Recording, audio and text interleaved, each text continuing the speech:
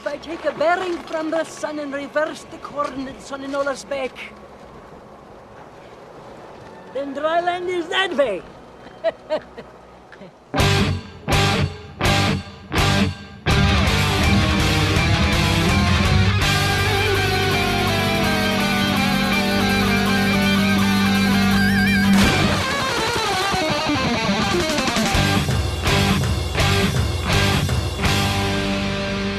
Welcome to the Mad Max Minute presents Waterworld H2O minutes at a time. I'm Rick. And I'm Julia. And today we're talking about minutes 157 and 158, which begin with Enola being proud of herself and end with a seagull landing on the airship.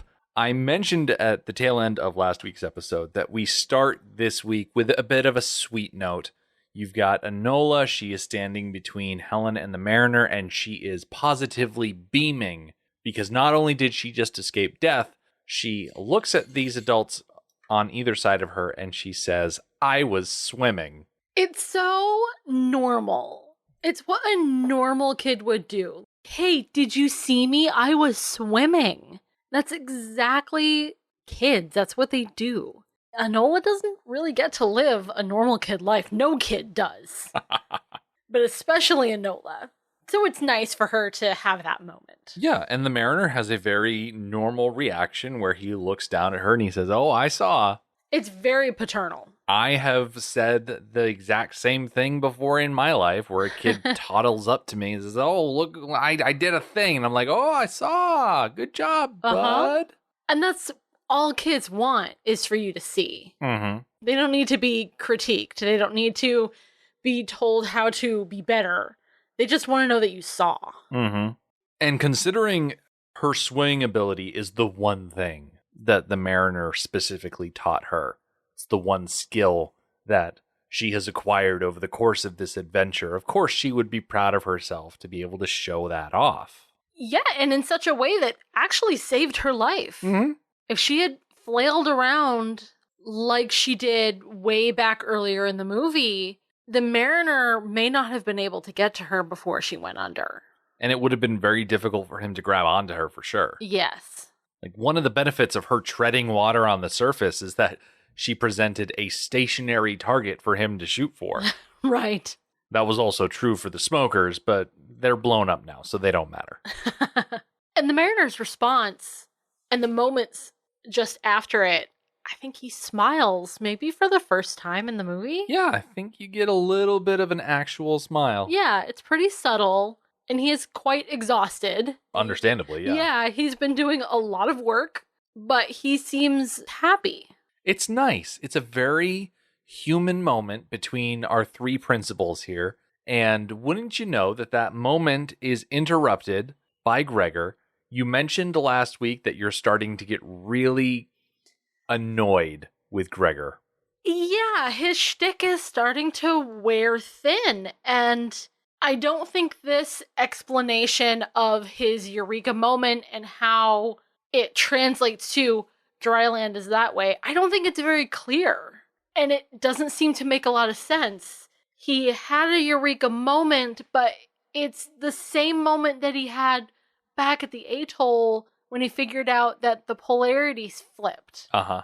Like, at that moment when he realized the polarity flipped, he should have had the realization that Enola's tattoo needs to be read upside down and the coordinates flipped around or whatever. But he doesn't seem to have that realization until now.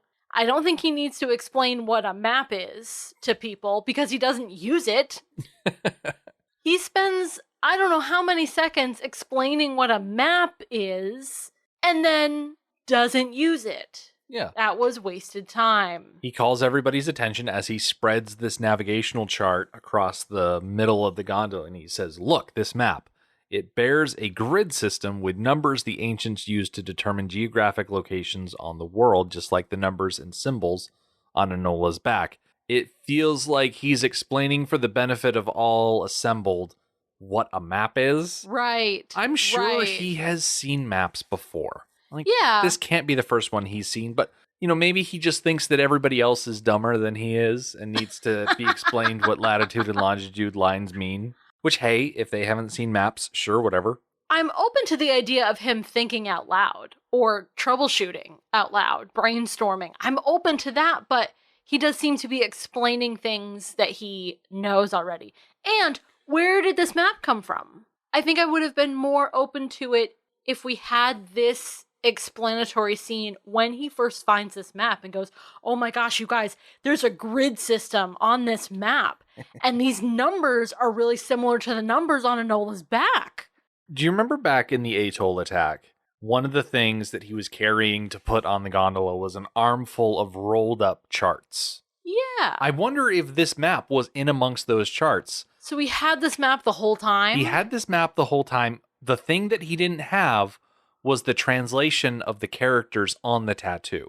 That's true. So he needed 2 more pieces of information. 1, the translation, which he got from the Mariner. And 2, the idea that the polarities have flipped. Exactly. So things need to be reversed, which he also got from the Mariner. So this second aha moment is all of these disparate pieces of the puzzle that he has had in his possession. They're finally falling into place.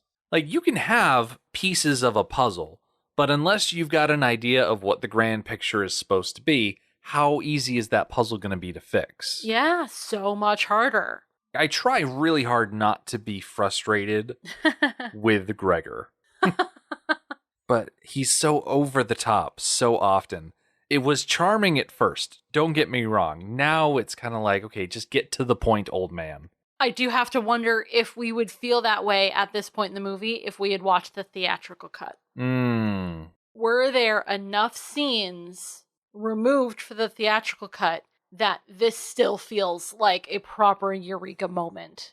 Is that a downfall of putting scenes back in? That's hard to say. Yeah. I'd have to go back and really observe it. And that seems like an odd thing to say now that we're on the 79th episode of going through this movie. So I guess I don't have a good answer for you. Right. But not as good of an answer as Gregor seems to have. He reaches for something that is in storage behind him, and as he turns around with a sextant in his hand, he explains that first the ancients would determine the angle of the sun using this, meaning the sextant, and that would tell them where they were and which direction they had to go.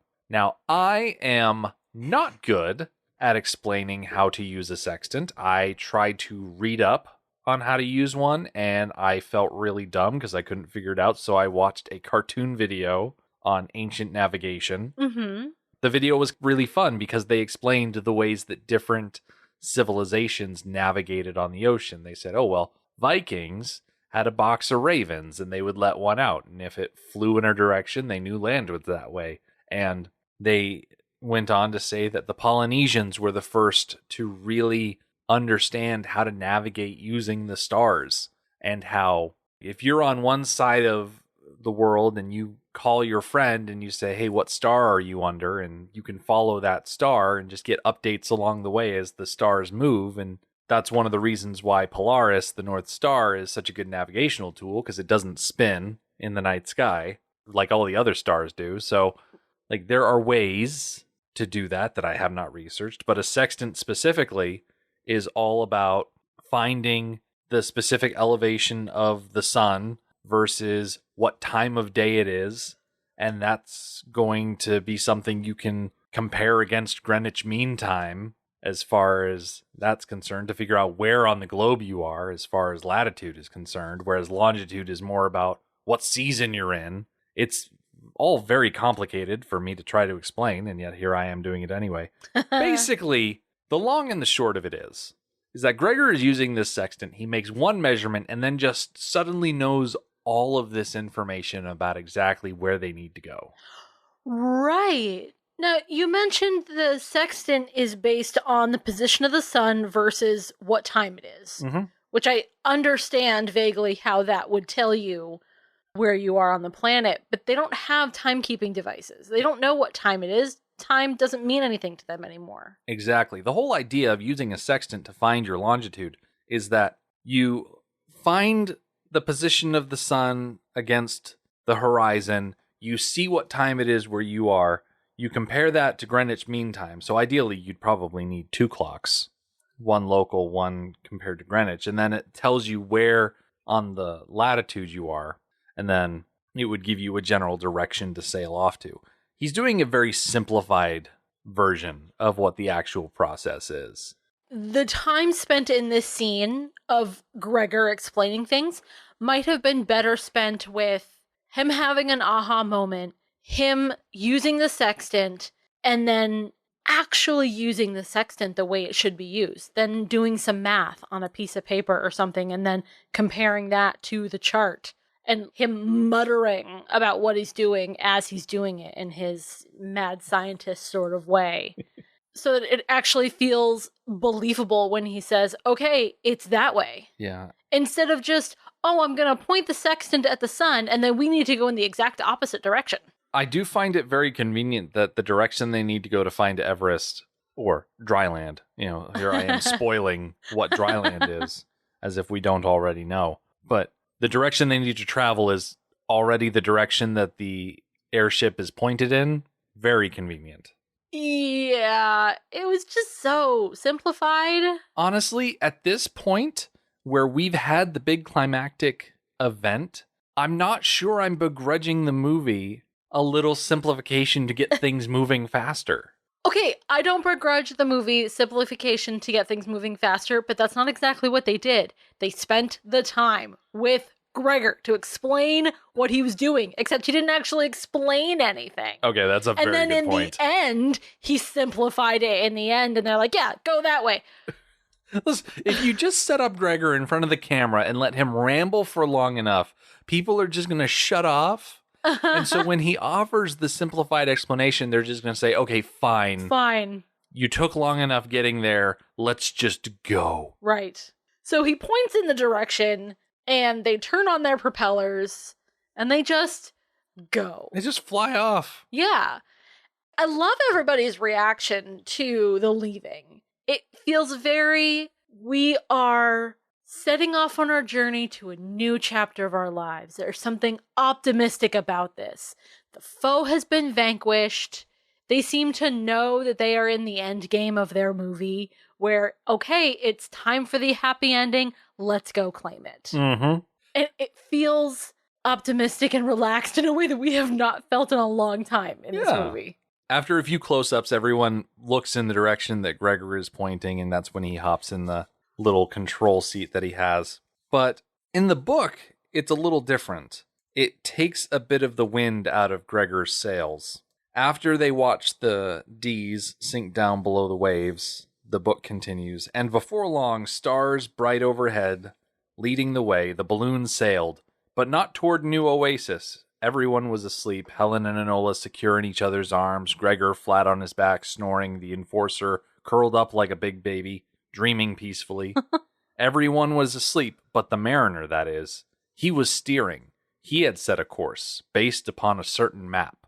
So in the book, it takes things away from Gregor. He's not the one in the book that figures out the direction to dryland. It's the mariner who does. And apparently in the book, he just knows instinctively which way to go, which is even more frustrating because he spent the entire movie telling Helen, oh, I'll take you to dryland, and lying to her about it. When according to this, because of him triangulating cities under the water, he doesn't need to consult the maps. He doesn't need to use the sextant. He just knows which way to go. Yeah, I don't really like that very much. I like the puzzle pieces that Gregor has to learn along the way. Mm-hmm. It answers why he has been working on this since Enola came around and hasn't really made any headway, because he was missing vital pieces of information that he has since gotten. I like that. I just wish he was less obnoxious about it. Yeah. Maybe just calmed down a little bit. Spoke more succinctly, maybe. Yeah. Wasn't quite so Doc Brown about it all. Yeah, I think this is one of the rare times where I like the movie better than the book. Mm-hmm. Because if you take that away from Gregor, what's the point of him? Right. Beyond making the airship and saving them from the burned trimaran. Yeah. His point in this movie is to be the smartest person in the room. And that comes at a cost of him being a little scatterbrained, a little bumbling. But even with those features, he is still the smartest person in the room. Mm-hmm. And that's what he brings to the table. He invented the airship and a way to get out. He's the one who put together those puzzle pieces to figure out where dryland is. And I think it's important that he gets to bring that to the table. What's interesting about this situation is that Helen obviously came to save Enola. Gregor came because he had the airship. And then you got the enforcer. He's good for muscle. I hardly would have believed that Helen and Gregor would have been able to lift both Enola and the Mariner up into the airship. But here in the film, the enforcer hasn't really done much beyond reminding Helen that she needs to tie off the rope, encouraging Gregor to go faster, which is exactly what Helen was doing, and then pulling on the rope. That's very true. He hasn't really made himself indispensable. It's weird to say that because he has. His muscle saved people. Exactly. But that's not enough. You'll remember that in the book, when the deacon was threatening the Mariner with the flare gun, that a Molotov was thrown down. It was the enforcer who threw that Molotov, and then as they're flying away, there are other smokers on the sinking ship that are firing up at the airship, and it's the enforcer again who takes another firebomb and throws it at the smokers that are attacking them. So he has more instances in the book where he is proving why he's there. I really like that because he is the enforcer. He was originally hired by the Atoll to be their head of security. Mm-hmm. So that would be the perfect job for him on this airship, is to be the primary defender. Exactly. The one who throws the bottle at the deacon, the one who defends them against other people who might be around. But in the movie, that's not really necessary. Yeah.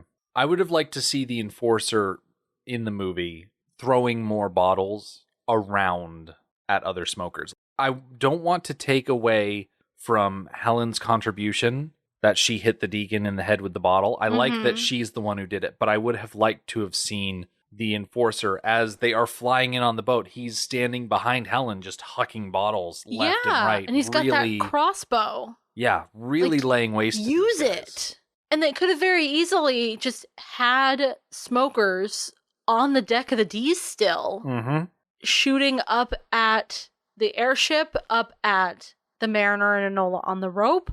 Really easy. And it would have given him a purpose. I just had a random thought. We're once again complaining about a movie that we're watching, but complaining about it in a way that we want more of it. Our main complaint isn't, oh, why did they put this in the first place? It's why didn't they put more? We're watching a 3-hour cut. Right. Like, it's already pretty long. Like, it doesn't necessarily need more, but like, I love how oftentimes a lot of our complaints are, why isn't there more of this? Yeah. Like, give me another 30 seconds. I want to see the enforcer do something. Yeah. Give people their due. Instead, the airship flies away from the wreckage of the D's, and for the next minute or so, it's nothing but the airship flying through clouds on its way slowly but surely to dry land. There's a rather extended shot of everyone sleeping on the airship, very much like how I described it in the book. Yeah. Everyone curled up. And Gregor has a water bottle cradled under his arm, and the Mariner reaches up, upends it, and finds that there are only a few drops left. And he does something interesting.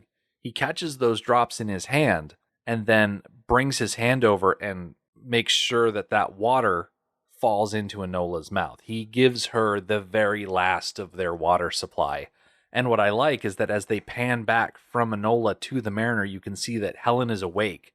So she saw him doing that little selfless act for Enola's benefit. And Enola was asleep. She wouldn't even have noticed it otherwise. It was something that he didn't do because he knew someone was watching. He did it because he was concerned for her welfare. And I'm glad that Helen got to see that. I'm grateful as well that we got to see that they took a few moments to show us that.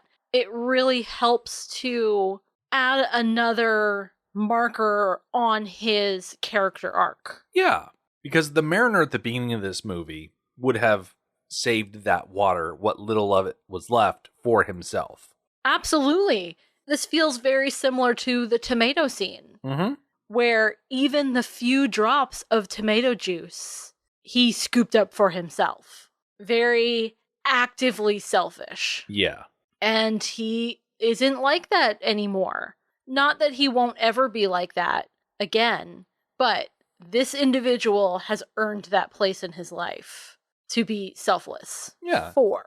It's a nice little detail that they've thrown in here during what otherwise would have been a scene that just said, oh no, their supplies have run low. We are being indicated to that their supplies are running low. This feels kind of like an odd time to put them in some sort of peril again. It makes sense to me because Helen, Gregor, and the Enforcer likely left New Oasis intending to do battle. They likely did not leave New Oasis intending to never come back. They probably have an overabundance of Molotovs and not enough food. That's very true. They did not intend to go straight from the battle to dryland.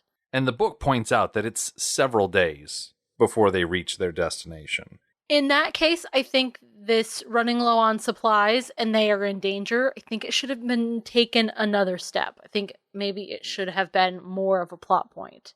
That they have been floating through the air for days, weeks. This is becoming dangerous. Maybe they're starting to question that they are actually going in the right direction, and maybe Gregor has to defend himself. All of that would take way too long. It is a not needed plot point. Yeah. But it seems like that's the way it would go. That's why they used so many fades.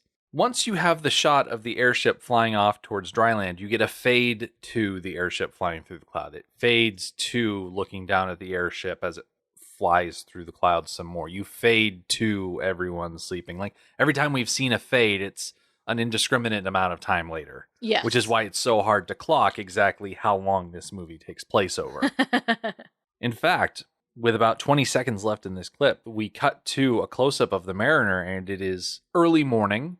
The sun is rising, and the Mariner is resting his head on his fist, and something wakes him up. And in the last 5 seconds of this clip, we see that there is a seagull sitting on the edge of the gondola. And I have read in the book a couple of times, people have referred to gulls.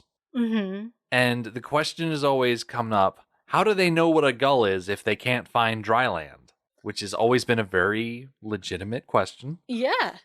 But here we finally see a seagull. Where we live, up in the northeast of the United States, we see our fair share of seagulls. I am not a particular fan of that species. I am a fan of them as part of the whole seaside package. Okay, as an aesthetic, they're cool. As an actual creature, not so much. Right.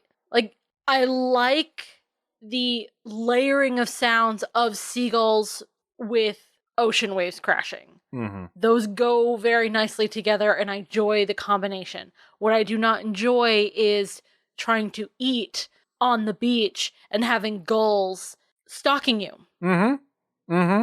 I imagine that our feelings on seagulls very closely mirror someone who lives in a big city and how they view pigeons. Yes. I looked up seagulls on Wikipedia and I pulled some sections so that we can get a little technical with these flying rats. Okay. So gulls, or colloquially seagulls, are seabirds of the family Laridae of the suborder Lare. Gulls are typically medium to large birds, usually gray or white, often with black markings on the head or wings. They typically have harsh wailing or squawking calls, stout, longish bills, and webbed feet.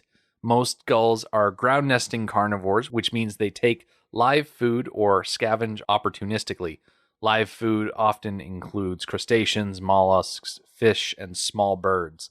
Gulls have unhinging jaws, which allow them to consume large prey. They are typically coastal or an inland species, rarely venturing far out to sea. The large species takes up to 4 years to attain full adult plumage, but 2 years is typical for smaller gulls. Large, white-headed gulls are typically long-lived birds with a maximum age of 49 years recorded for the herring gull. Wow, that's a long time. Mm-hmm. Gulls nest in large, densely packed, noisy colonies. They lay 2 or 3 speckled eggs in nests composed of vegetation. Gulls are resourceful, inquisitive, and intelligent, the larger species in particular demonstrating complex method of communication and a highly developed social structure. For example, many gull colonies display mobbing behavior, attacking and harassing predators and other intruders. Certain species have exhibited tool use behavior, such as the herring gull, using pieces of bread as bait with which to catch goldfish, for example. Many species of gulls have learned to coexist successfully with humans and have thrived in human habitats. Others rely on kleptoparasitism to get their food. Gulls have been observed preying on live whales, landing on the whale as it surfaces to peck out pieces of flesh. Oh my goodness. So it's not just annoying that seagulls will steal your bag of chips, like your entire large family-size bag of chips off of your beach towel, but they will also land on whales and peck at them for sustenance. Oh. Seagulls are little jerks. Yeah, they kind of are. Like They I said, are. I enjoy the aesthetic that they bring to that coastal style of decoration and living and soundtrack. But if you got a crap ton of seagulls and they're hanging out in your parking lot and they're pooping all over your car and they're stealing food off your picnic table and all of that other nonsense, it's very annoying. Yes, it is. If I had a seagull land this close to me, I'd probably shoo it away very quickly. But that's me. I'm not the mariner. Unfortunately for us, we don't get to see how the mariner reacts to the seagull this week, so we will have to wait on that. So come back next time. The seagull's arrival will reveal that the airship has indeed reached dry land. Gregor will bring the airship down where they'll find fresh water, and the enforcer will lead them to a pair of stick-built huts. The Mad Max Minute podcast is a fan project by Rick and Julia Ingham. Waterworld was written by Peter Rader and David Toohey, directed by Kevin Reynolds, and presented by Universal Pictures. Mad Max Minute is produced and edited by Rick Ingham. Our opening music is Verdi's Dies Irae by Daniel Batista of danielbatista.com. Our home on the internet is madmaxminute.com. You can follow us on Twitter at Mad Max Minute. And like us on Facebook by searching Mad Max Minute and join our Facebook listener group, Mad Max Minute Beyond Microphone. If you'd like to support the podcast, visit patreon.com/madmaxmin. Thank you for joining us for Waterworld episode 79. We'll see you next time.